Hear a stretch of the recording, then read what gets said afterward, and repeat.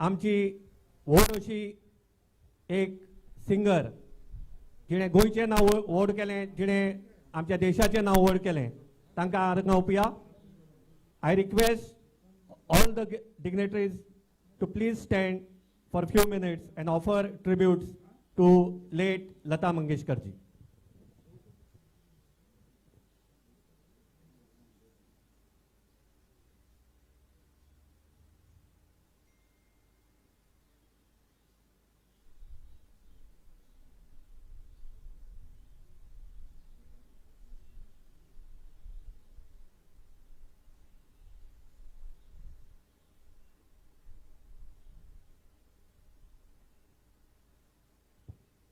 देव बरें करूं.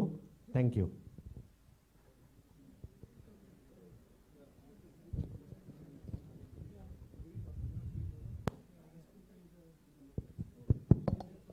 आमचे मदें यूथ काँग्रेसाचो प्रेसिडेंट पावन सरलेलो आसा. मोठ्यान ताळी मारून ताका येवकार दिता. माचयेर येवची करून. आतां प्रियंकाजी तुमच्या मुखार आपलें उलोवप करतले. मोठ्यान ताळे मारून आमी येवकार Divya.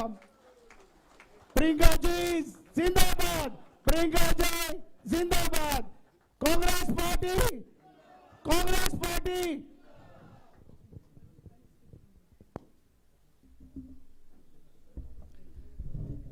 Would you prefer English or Hindi? English, okay. Okay. So I welcome all of you here today, and I'm always, as always, very, very happy to be here amongst all of you. And I get a lot of love and affection. I've just come from a fellow party worker's house whose mother had served the Congress for many, many decades.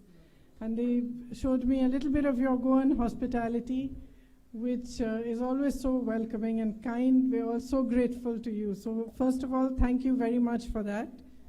Dinesh Gundurao ji, Girish Chodhankar ji, Digambar Kamath ji, Shri Alex Sequeira ji, Shri Srinivas ji, Joe Diaz ji, and workers of the Congress Party, Youth Congress volunteers, Mahila Congress, Minority Congress, members of the media. I feel privileged to be able to address you today, even though it's election season, and you must be quite fed up of listening to speeches of politicians, many of them promising you lots of things which you aren't very sure whether are going to happen or not. But actually, this election for Goa is really, really significant. And it's significant not just from the point of view of us political parties, but particularly from the point of view of Goa. What we have here is a state rich in resources, rich in natural beauty, rich in skill, with a good youthful population, and yet the second highest in unemployment in India. And yet, the focus of the government, instead of being on development, instead of being on how to move forward, how to protect the natural beauty of Goa, how to protect your resources, or at least to utilize them for your own good, there is no such focus. The focus is only on staying in power, and by whatever means one can stay in power. You saw the biggest example of that was what happened after the result of the last election.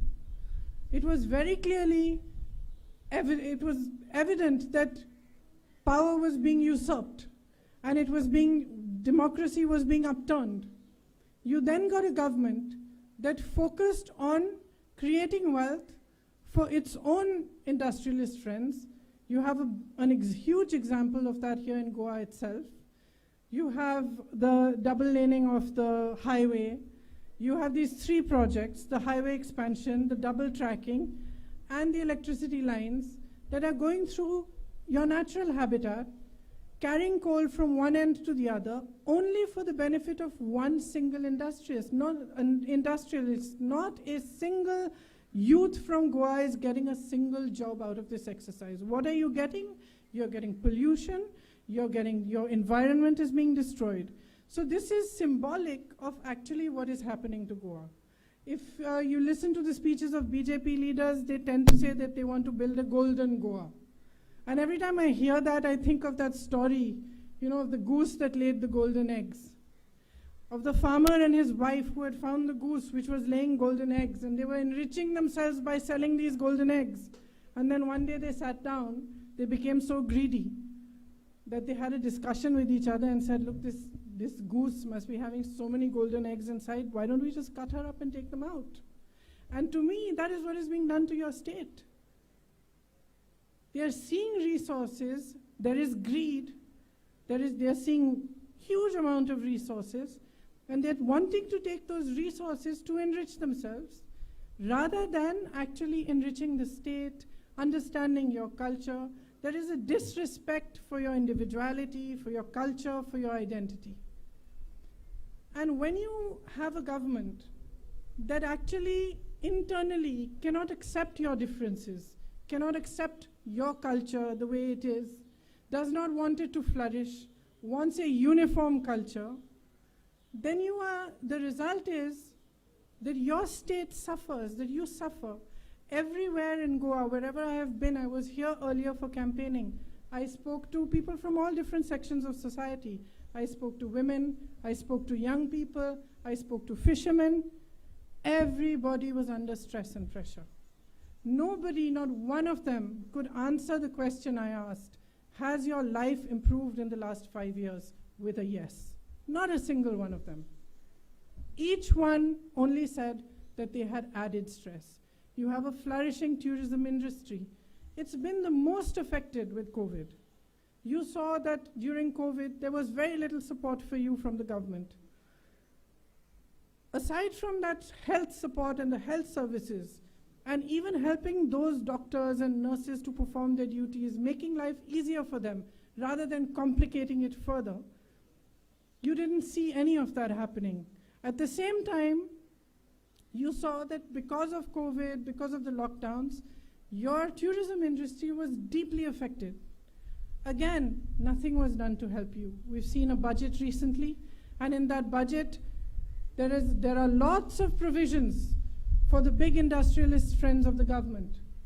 But there are no provisions for the middle class, there are literally no provisions for the poor, and there are no provisions for the small and medium businesses on which manufacturing thrives and on which jobs thrive.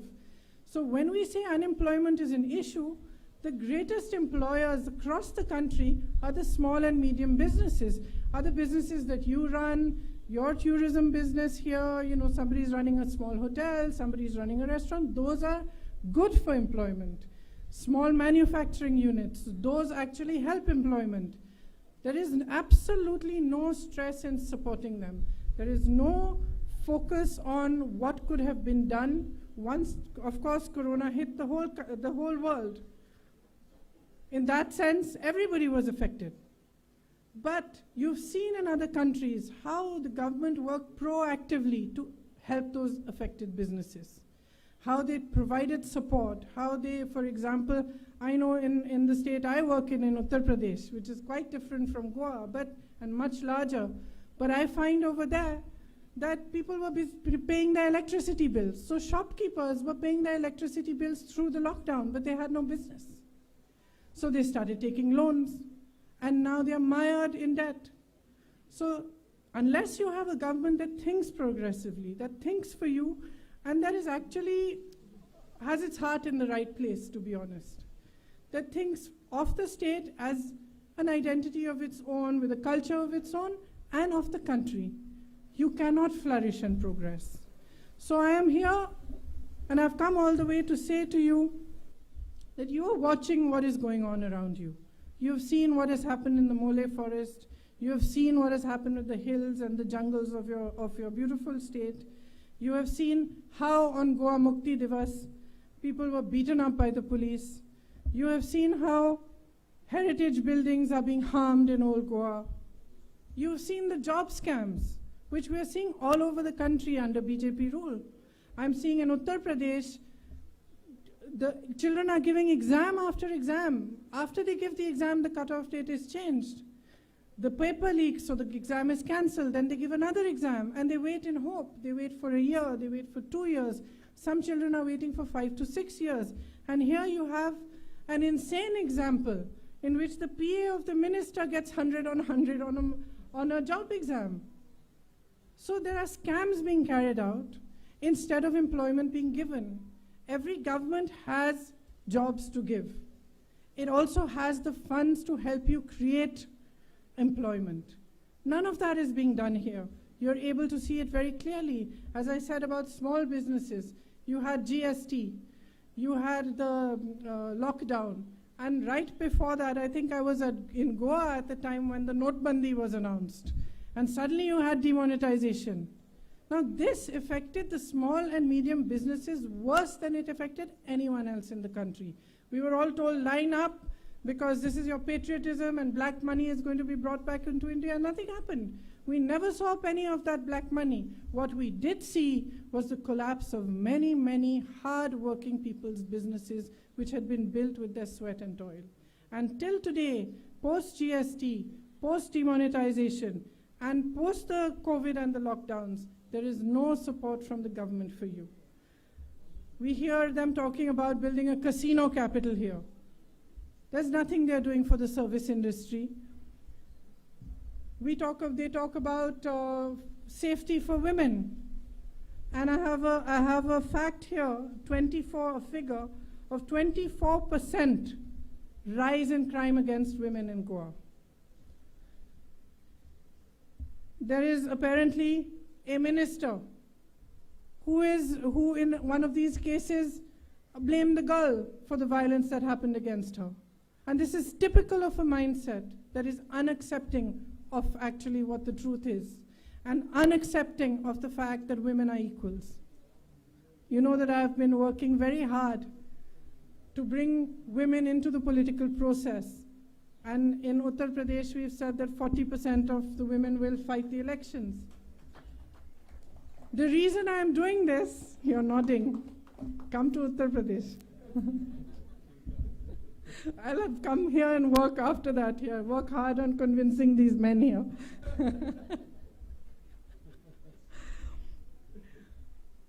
So why am I doing that? I'm actually doing it for 2 or 3 different reasons. The first and foremost is that as women and 50% of the population, it is our right to have 50% of the representation. And it's not something anybody is doing us as a favor. It is our right. And we want to fight for our right.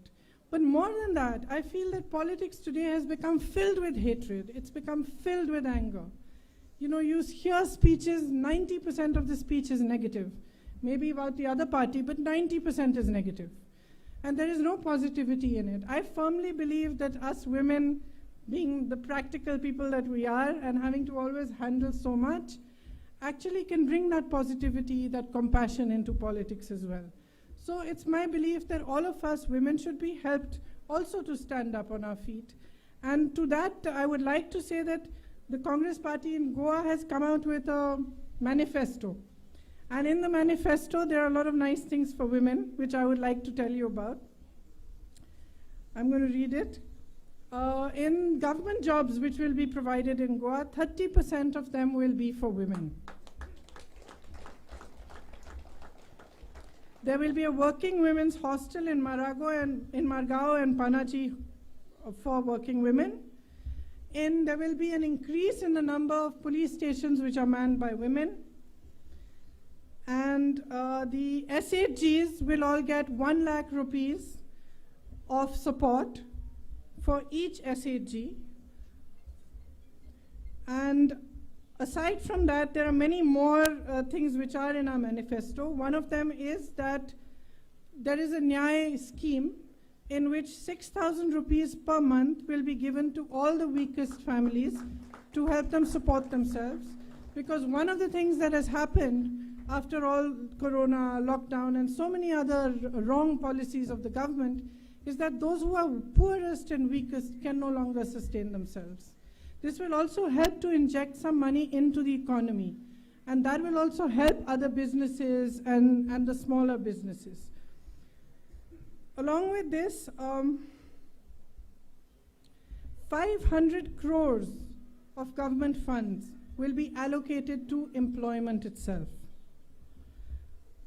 Every Goan citizen will get health insurance from the state itself. I'm sorry, I'm translating the facts from Hindi because I was intending to give a Hindi speech here. So all these scams which are taking place in the exams, and especially for the employment exams, though for that, the job selection, there's going to be a special Goa Staff Selection Commission, which will ensure that the corruption that is happening in all these cases comes to an end. Local stakeholders will be involved in the tourism policy. Petrol and diesel will not be able to rise above 80 liters. The government will subsidize 80 rupees per liter. The government will subsidize the remaining amount.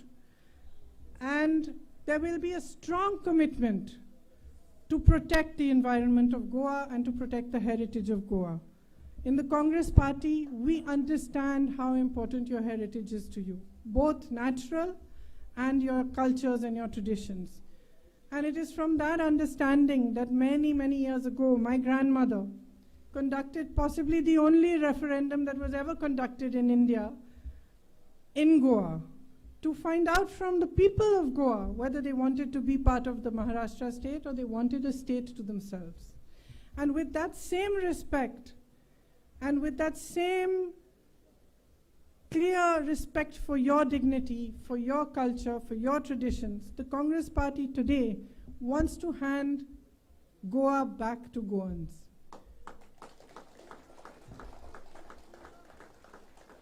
It wants to create policies that are for your benefit, not for the benefit of outsiders. Whether it is the policies on buying of land, whether it is the tourism policy, whether it is the environment, whether it is the fact that industrialists are being allowed to carry coal from one side of Goa to the other, and special provisions are being made for them while the people of Goa are being ignored. All of this, we promise that we are going to focus on fully, and we are going to give you a stable government that works for Goans. So in this election, I come back to what I began with. This is an extremely important election for you, more than for any of us.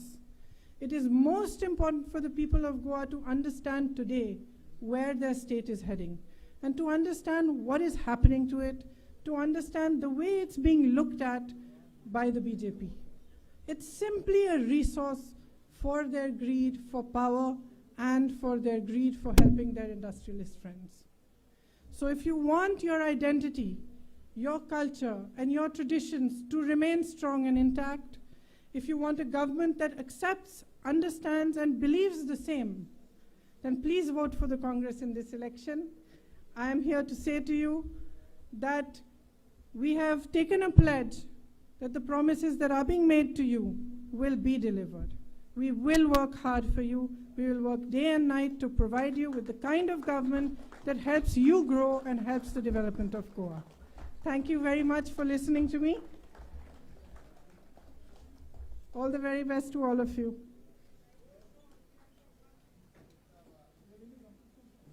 Priyanka Gandhi, Priyanka Gandhi, Congress Party, Congress Party.